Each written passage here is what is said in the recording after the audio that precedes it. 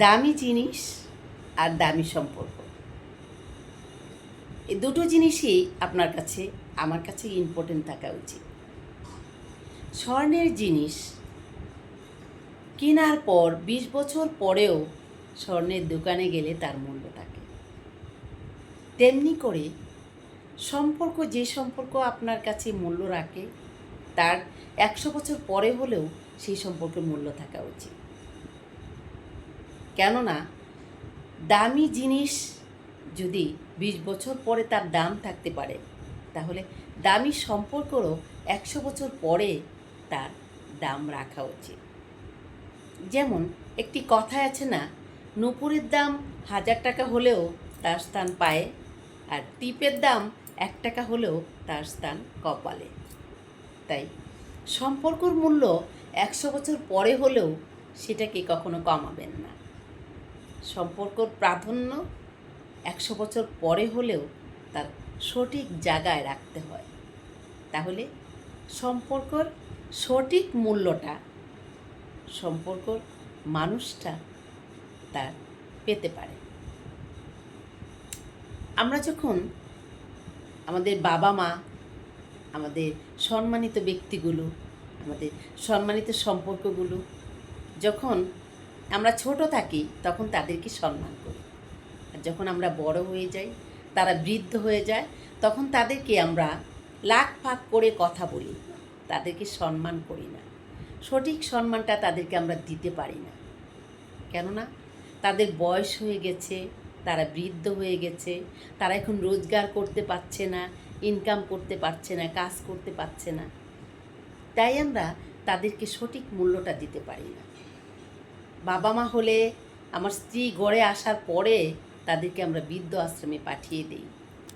আমরা ভুলে যাই আমাদেরকে তারা জন্ম দিয়েছেন, তারা মানুষ করেছেন, তারা আমাদেরকে পড়াশোনা করিয়েছেন, না খেয়ে খাইয়েছেন, না পড়ে পড়িয়েছেন, আমাদেরকে বড় করে তুলেছেন, আমাদেরকে প্রতিষ্ঠিত করেছেন, আর পরে আমাদেরকে সংসার জীবনটা সাজিয়ে দিয়েছেন।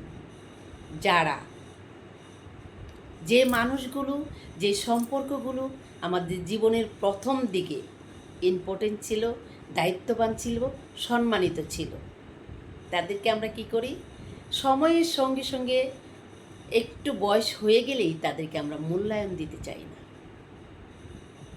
সেই কাজটা আসলেই করা উচিত না।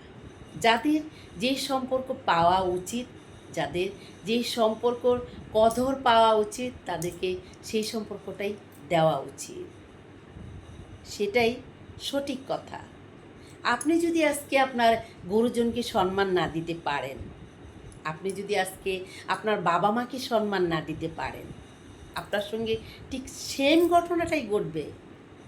আপনার সন্তান আপনার কাছ থেকে যে শিক্ষাটা পাবে সেটা হাতিয়ার হিসাবে আপনার সঙ্গেই ব্যবহার করবে।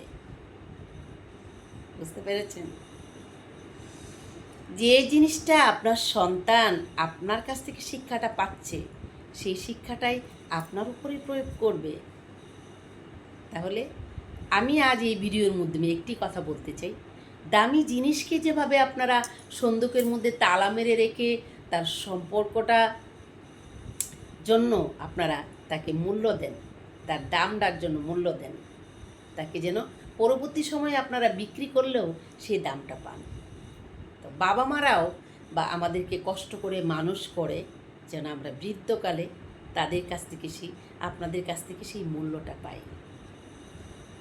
তাই দামি জিনিসকে যেভাবে মূল্য দেন আপনারা, দামি সম্পর্কগুলোকেও সেভাবে মূল্য দেবেন।